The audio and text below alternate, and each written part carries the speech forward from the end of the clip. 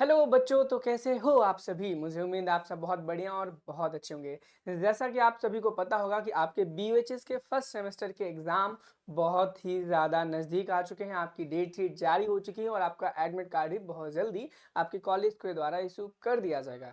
ऐसे केस में बहुत सारे बच्चों के मेरे पास मैसेज आ रहे थे, कॉल्स आ रहे थे कि भैया हमारे लिए ऐसा एक वीडियो बना दो कि अगर हम लास्ट मोमेंट पे उन टॉपिक्स को, उन क्वेश्चंस को पढ़ लेते हैं तो हमारे अच्छे खासे नंबर आ जाएं। अच्छे खासे का कहने का मतलब है कि 75 में से कम 50 से 60 नंबर तो आ ही जाए। मैं 75 में से 75 की उम्मीद तो नहीं करता हूं, लेकिन 50-60 नंबर तो एटलीस्ट आ ही जाए। तो आज हम एनाटॉमी एंड फिजियोलॉजी के लिए ऐसे टॉपिक्स, ऐसे क्वेश्चंस को लेकर के आए कि अगर आप लास्ट मोमेंट में 10 से 12 दिनों में बचे हुए इन टॉपिक्स, इन क्वेश्चंस को कर लेते हो तो गारंटी है आप एग्जाम में बहुत ही अच्छे मार्क्स ले आओगे। और अगर आपने अभी तक कुछ भी नहीं पढ़ा तो अगर सिर्फ इन्हीं चीजों को अगर आप फॉलो करते हो, इन्हीं चीजों को करते हो, तो भी गारंटी है कि भाई आप अच्छे मार्क्स ले आओगे और फेल तो कतई नहीं होगे। बस आपको करना इतना होगा कि भाई जितना हम बताएंगे उतना आपको पढ़ना होगा आपके एनाटॉमी एंड फिजियोलॉजी दोनों सब्जेक्ट में। और इसी प्रकार से हम एक और वीडियो लेकर के आएंगे, इसमें सोशियोलॉजी एंड साइकोलॉजी के बारे में हम बात करेंगे। तो चैनल पे अगर आप नए हो तो चैनल को सब्सक्राइब कर लेना, क्योंकि बीयूएचएस के फर्स्ट सेमेस्टर से रिलेटेड जितनी भी जानकारियां हैं सारी की सारी टाइम टू टाइम आपको इसी नर्सिंग गुरुकुल के प्लेटफॉर्म पे मिलेगी। और डिस्क्रिप्शन बॉक्स में आपको टेलीग्राम और व्हाट्सएप ग्रुप मिल जाएगा, उसे भी ज्वाइन कर लेना ताकि जो टॉपिक्स मैं यहाँ पे बताऊंगा उन टॉपिक्स की जो पीडीएफ है आपको वहां पर मिल जाए बहुत आराम से। ठीक है, चलो वन बाय वन करके हम सारी चीजों को स्टार्ट करेंगे।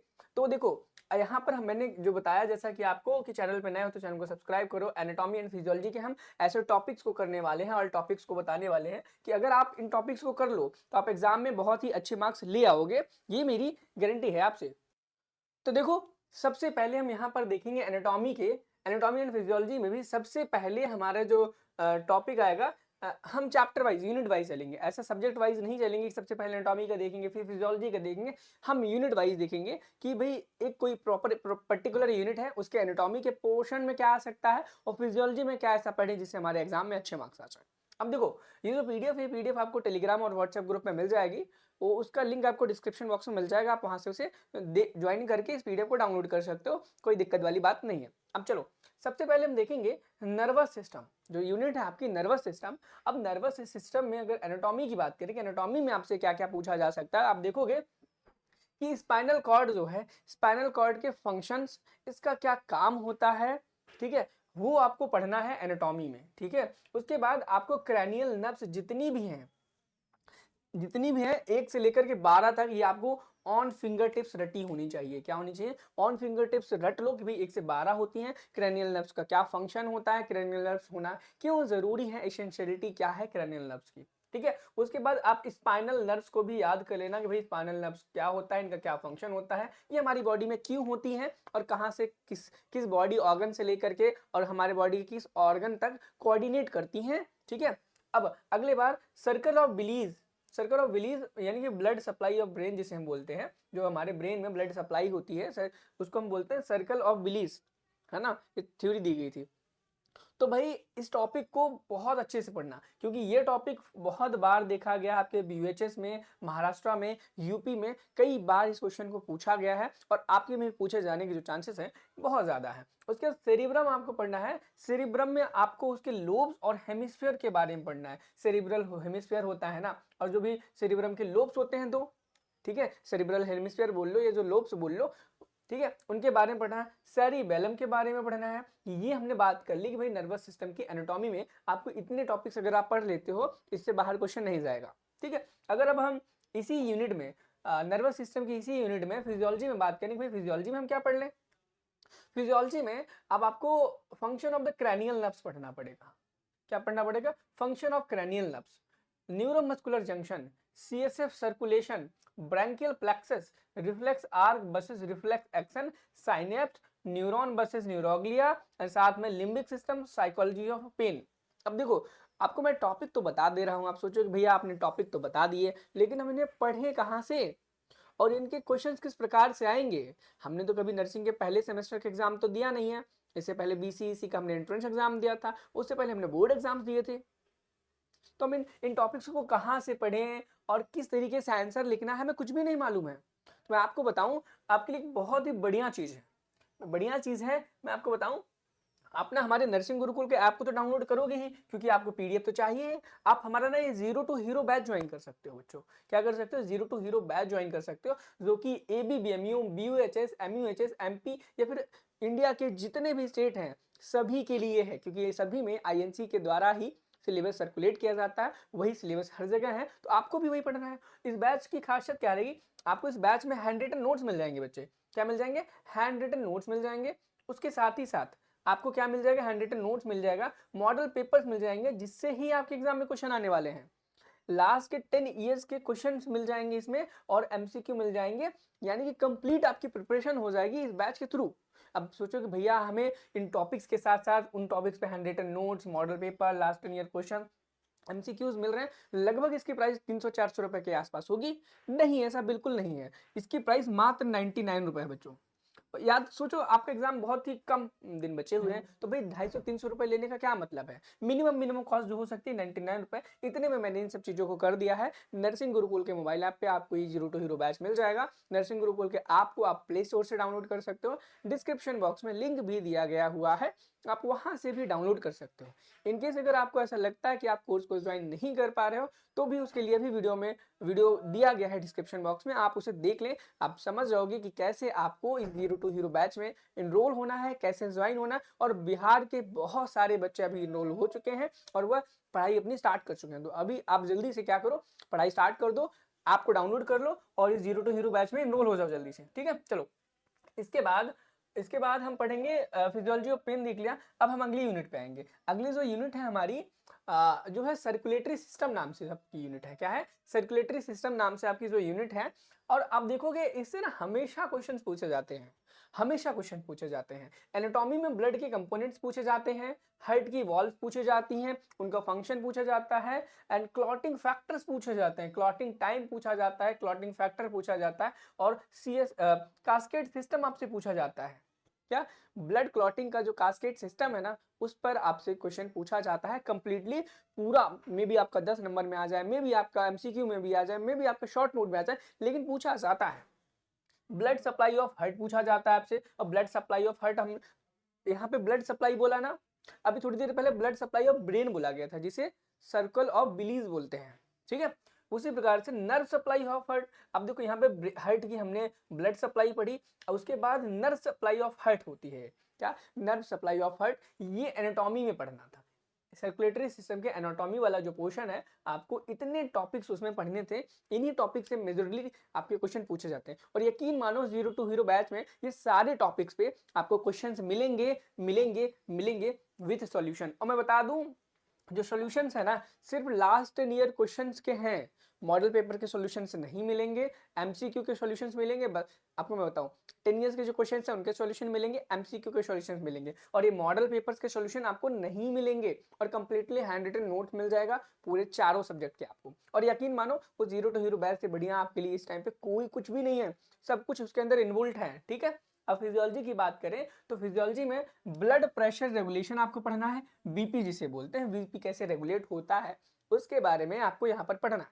और फिजियोलॉजी में ये बहुत इंपॉर्टेंट टॉपिक है, इससे बहुत बार क्वेश्चन पूछा गया है, और इस बार भी पूछे जाने के चांसेस हैं बहुत ज्यादा है। एंड अगला क्वेश्चन अगर देंगे, फैक्टर्स अफेक्टिंग बीपी। अब आपने कैसे आपका बीपी रेगुलेट होता है यह तो पढ़ लिया। अब बीपी पर प्रभाव कैसे पड़ता है, कैसे उस पर इफेक्ट पड़ता है, उसके बारे में आपको फैक्टर्स अफेक्टिंग बीपी में पढ़ना होगा, और बहुत ही अच्छे से। ये बहुत इंपॉर्टेंट हॉट टॉपिक्स है जिनसे एग्जाम में क्वेश्चन पूछे जाते हैं। अगर बात करें अगला, तो अगला aorta and its branches. Aorta के बारे में आपको पढ़ना है, और अयोटा की कौन कौन सी ब्रांचेस होती हैं उनके बारे में आपको पढ़ना है।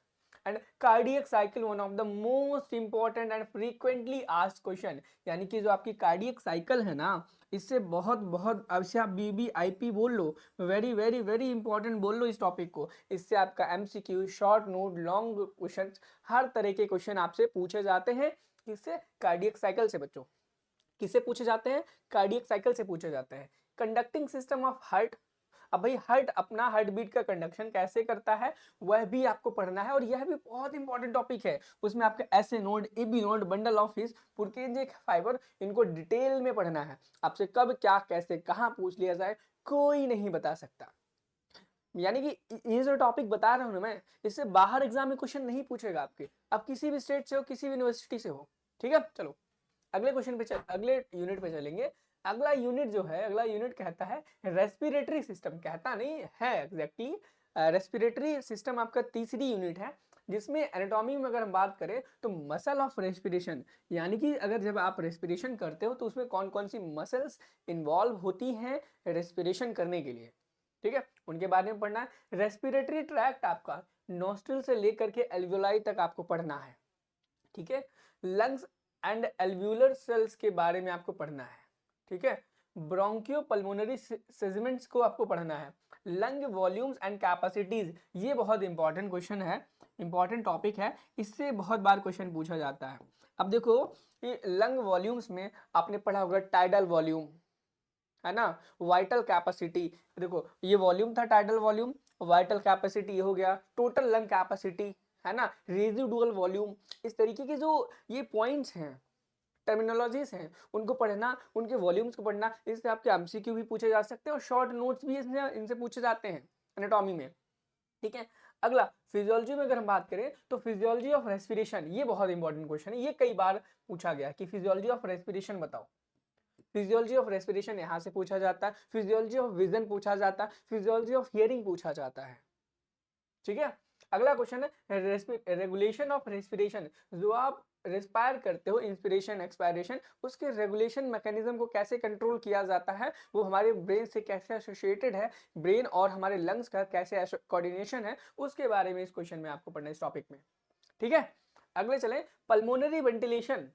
पल्मोनरी वेंटिलेशन कैसे होता है, जो वेंटिलेशन आपका लंग से एसोसिएटेड होता है उसको पल्मोनरी वेंटिलेशन बोलते हैं ना, वो पढ़ना है आपको, ठीक है। अगला ऑक्सीजन डिसोसिएशन कर्व, और ये बहुत इंपॉर्टेंट है, ऑक्सीजन डिसोसिएशन जो कर्व है आपका, ये बच्चों बहुत ज्यादा इंपॉर्टेंट है, इससे बहुत बार एग्जाम में क्वेश्चन पूछा गया है और चांसेस हैं कि इस बार भी आपसे एग्जाम में इस टॉपिक से पूछा जाए ऑक्सीजन डिसोसिएशन कर्व, क्योंकि एक ऐसा टॉपिक है जिससे बच्चे थोड़े से घबरा जाते हैं और घबराने वाले टॉपिक से एग्जामिनर क्वेश्चन पूछता है, ठीक है।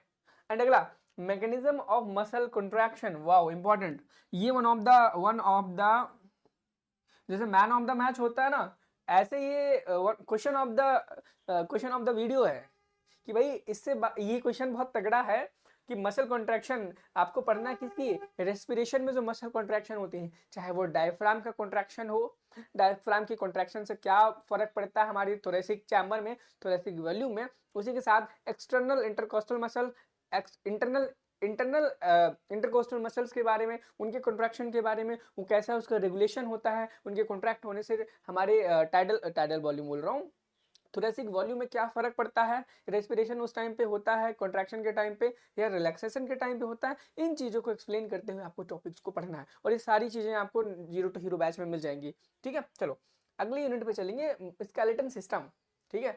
अब स्केलेटन सिस्टम में सबसे पहले हम ज्वाइंट देखेंगे। स्केलेटन सिस्टम का जो एनाटॉमी है, एनाटॉमी में सबसे पहले आपको ज्वाइंट्स को पढ़ना है।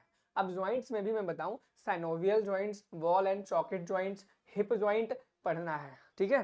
तीन ये ज्वाइंट्स जो हैं महा इंपॉर्टेंट है, इन ज्वाइंट्स को आप छोड़ के भी नहीं जा सकते हो, इन ज्वाइंट्स को आपको करके ही जाना है, ठीक।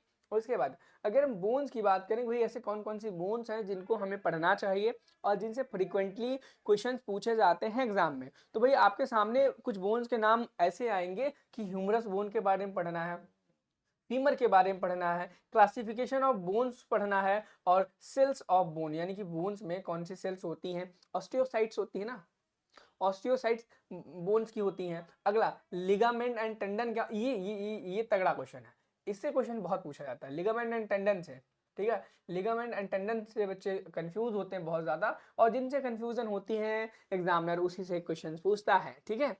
चलो आगे है अगला आर्टिकुलर सरफेसेस। आर्टिकुलर सरफेसेस ये थोड़ा सा लेस इंपॉर्टेंट है, लेकिन इंपॉर्टेंट तो सभी है, सभी इन द सेंस जो मैंने बताया है, इससे बाहर आपका एग्जाम में क्वेश्चन नहीं पूछेगा एनाफिजियो में, ठीक है। चलो अगले टॉपिक पे चलें, डाइजेस्टिव सिस्टम पे। अब डाइजेस्टिव सिस्टम में सबसे पहले हम एनाटॉमी देखेंगे, ठीक है, एनाटॉमी देखेंगे डाइजेस्टिव सिस्टम में, और डाइजेस्टिव सिस्टम की एनाटॉमी में हमेशा क्वेश्चन पूछे जाते हैं लिवर पर, लिवर का डायग्राम, लिवर की एनाटॉमी बताओ, लिवर के लोब्स के बारे में बताओ, इनसे हमेशा क्वेश्चन पूछे जाते हैं। पेनक्रियाज में भी सेम वही क्वेश्चन, भाई पेनक्रियाज बताओ, इसका पूरा डिस्क्राइब करके स्ट्रक्चर बताओ, ठीक है, एक्सप्लेन करो, ठीक है। एंड अगला क्वेश्चन जो है stomach blood supply and relation, ठीक है, यह क्वेश्चन थोड़ा सा लेस इंपॉर्टेंट है। Blood supply and relation stomach की कम पूछता है, एग्जाम में पूछता है लेकिन कम पूछता है, आप इसे थोड़ा सा स्किप कर सकते हो। नर्व सप्लाई ऑफ स्टमक, यह भी थोड़ा सा आप स्किप कर सकते हो, कोई दिक्कत वाली बात नहीं। मिजेंट्रीज, इसे आपको पढ़ना है। एलिमेंट्री कैनाल को पूरा पढ़ना है। जीआईटी की जो हिस्टोलॉजी है ये बहुत इंपॉर्टेंट है। जीआईटी की जो हिस्टोलॉजी है वो बहुत इंपॉर्टेंट है। और आपके बीओएचएस का पेपर बहुत ज़्यादा हार्ड नहीं आता है बच्चों, बहुत ही ईजी और कॉन्सेप्चुअल पेपर आता है। अगर आपने थोड़ी सी भी मेहनत करके पढ़ी है तो आप बहुत ही अच्छे नंबर ला सकते हो आपके बीओएचएस के फर्स्ट सेमेस्टर में। और नंबर लाने के लिए तो भाई नर्सिंग गुरुकुल है आपके लिए, और आपको 02 हीरो बैच से भी इंट्रोड्यूस करा दिया है हमने। अब अगर हम डाइजेस्टिव सिस्टम के फिजियोलॉजी में बात करें कि भाई डाइजेस्टिव सिस्टम की फिजियोलॉजी में क्या पढ़ना है, तो डाइजेशन इस स्टमक में कैसे होता है, जो आपके एसिड्स होते हैं, HCl होता है, पेप्सिन हो एसिड्स में सिर्फ HCl, पेप्सिन एंजाइम्स जो होते हैं उनका सिक्रीशन कब कहाँ कैसे होता है और कौन सी चीज़ डाइजेस्ट होती है स्टमक में, वो पढ़ना है। उसके बाद स्मॉल इंटेस्टाइन का जो डाइजेशन है ये बहुत ज़्यादा इंपॉर्टेंट है, यानी कि स्मॉल इंटेस्टाइन में जो डाइजेशन होता है उसे आपको पढ़ना है। स्मॉल इंटेस्टाइन में किन किन चीज़ों का डाइजेशन होता है उसे बहुत ही अच्छी तरीके से आपको पढ़ना है, क्योंकि इससे एग्जाम में क्वेश्चन बहुत बहुत बहुत ज़्यादा बार पूछा जाता है बच्चों, क्या बहुत बहुत ज़्यादा बार पूछा जाता है। And function of the liver, भाई ये तो सबका एकदम फेवरेट क्वेश्चन है एग्जामिनर्स का, क्या है, फेवरेट क्वेश्चन है एग्जामिनर्स का, ठीक है। इससे तो क्वेश्चन बहुत भर भर के बहुत बार पूछा जाता है, फंक्शन ऑफ लिवर।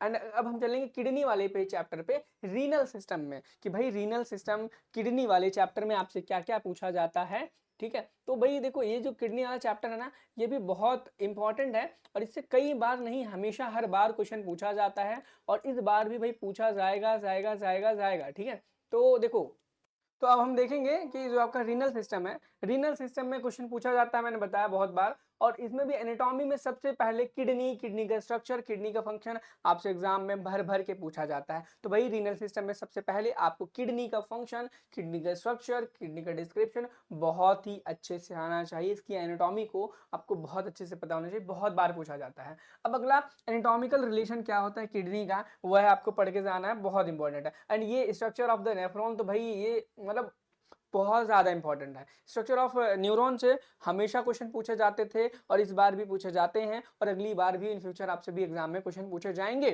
चलो नेक्स्ट क्वेश्चन पे मूव करते हैं। नेक्स्ट क्वेश्चन देखते हैं क्या कहता है। नेक्स्ट क्वेश्चन फिजियोलॉजी में आएगा, इसी मतलब आपका जो रीनल सिस्टम है, रीनल सिस्टम वाले चैप्टर से फिजियोलॉजी में किस प्रकार के क्वेश्चन पूछते हैं हम उसके ऊपर बात करते हैं, ठीक है। सबसे पहले देखेंगे फिजियोलॉजी में जीएफआर बहुत इंपॉर्टेंट है, और जीएफआर हमेशा क्वेश्चन पूछा जाता है। यूरिन फॉर्मेशन, मेचुरेशन, रिफ्लेक्सेस, और मैं बताऊं फिजियोलॉजी में 3 पॉइंट्स दिए हैं मैंने, तो तीनों बहुत ज़्यादा इंपॉर्टेंट है बच्चों, क्या है, बहुत ही ज़्यादा इंपॉर्टेंट है, और इनसे बहुत ज़्यादा एग्जाम में क्वेश्चन पूछे जाते हैं। चलो अगले क्वेश्चन पे चलेंगे। अगला क्वेश्चन कहता है इंडोक्राइन सिस्टम।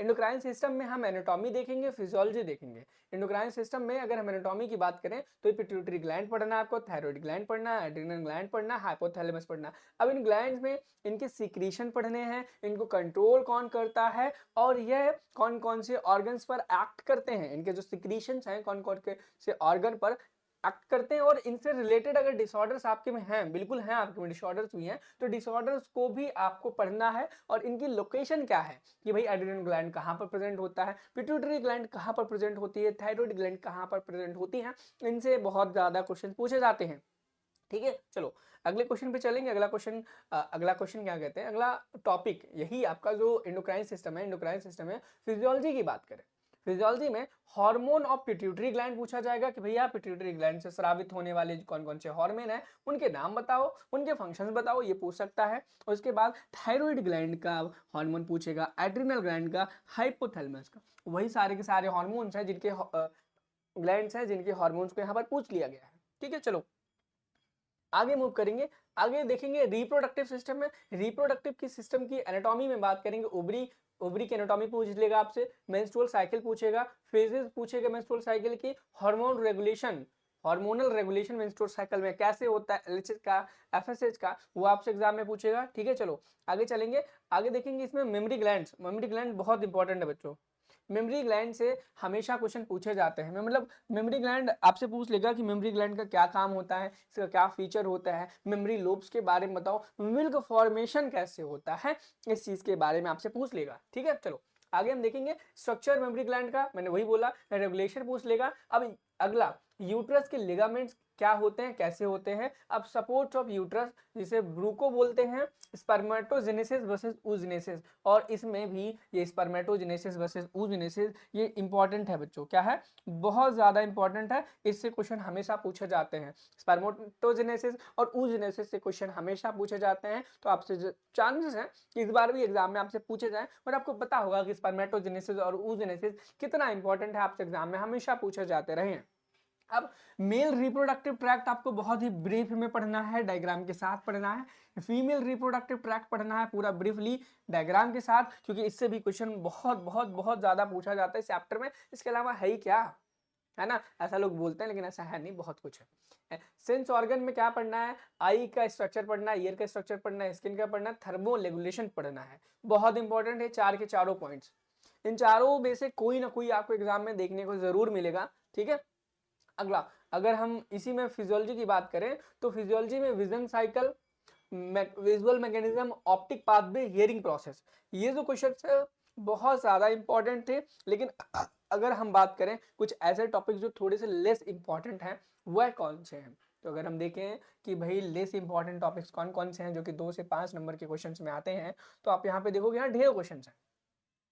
ढेरों क्वेश्चंस में से सबसे पहले जो है कि सेल साइकिल क्या होती है, सेल साइकिल के कौन कौन से फेजेस होते हैं, सेल डिवीजन क्या होता है, इससे क्वेश्चन पूछा जाता है। अब टिश्यूज बहुत इंपॉर्टेंट है। टिश्यूज में कनेक्टिव टिश्यू, एपिथेलियल टिश्यू, ये आपसे बहुत बहुत बहुत बहुत बार पूछा गया है। Epithelial tissue, connective tissue, and साथ में बोन हीलिंग कैसे होती है, टिश्यू रिपेयर कैसे होता है। ये बोन हीलिंग और टिश्यू रिपेयर थोड़े से ऐसे क्वेश्चन है जो नहीं पूछे जाते, लेकिन आपका टिश्यू, ये जो तीनों टॉपिक्स हैं, आपका सेल साइकिल, सेल साइकिल के बाद टिश्यू, टिश्यू में कनेक्टिव टिश्यू, एपिथेलियम, ये बहुत इंपॉर्टेंट है, इनसे बहुत ज्यादा क्वेश्चन पूछा जाता है। एंड टिश्यू रिपेयर थोड़ा कम पूछा जाता है, लेकिन आपका जो कार्टिलेजेस टाइप्स है, चाहे वो हाइलिन कार्टिलेज हो चाहे इलास्टिक कार्टिलेज हो, ये बहुत इंपॉर्टेंट है, सच बता रहा हूँ, इनसे क्वेश्चन पूछे जाते हैं और पूछे जाएंगे आपसे इन फ्यूचर भी।